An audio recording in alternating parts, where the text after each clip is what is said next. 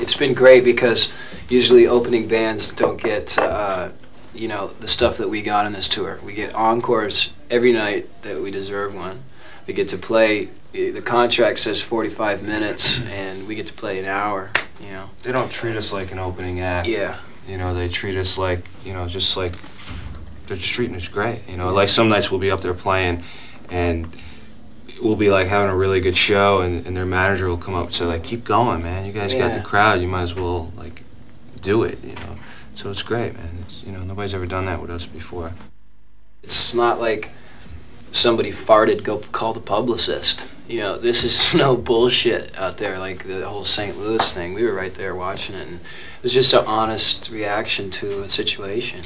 You know? It's interesting when you get success, you know, things that you normally would do in your everyday life are suddenly blown up and magnified 10 times larger than they normally would be.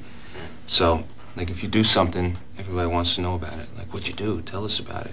It's like, well, if I was still working in a factory, nobody would care, you know.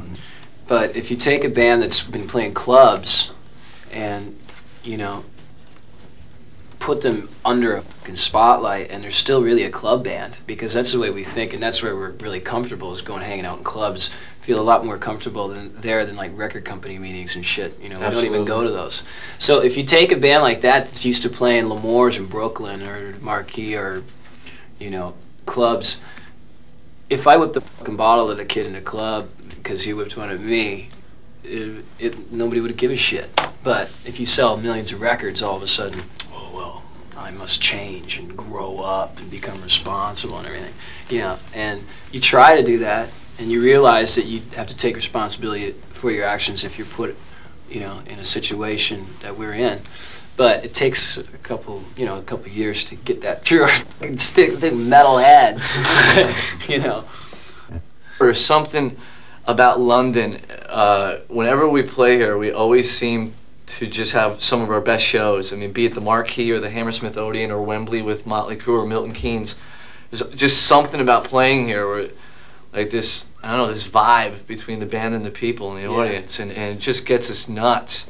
And we just go for it. I mean, we go for it every night, but there's just something a little extra when we're in London. For me, it's growing up on the English bands like Iron Maiden, Judas Priest, and Black Sabbath, and Angel Witch, and Motorhead, and, you know, Girl School, and all these bands that we grew up on. I hate when you read about bands that say, oh, I'm influenced by Paganini and Howling Wolf. You're influenced by Van Halen, shut up. You're not fooling anybody. You know, that condescending, pretentious attitude kind of rubs us the wrong way, you know. I mean, we like heavy metal fastly. Wow.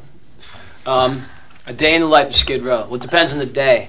Depends on the guy. If it's a gig day, you get up and you eat something, and all you think about is the show, and you know, you don't drink all day and stuff. And then if it's a day off,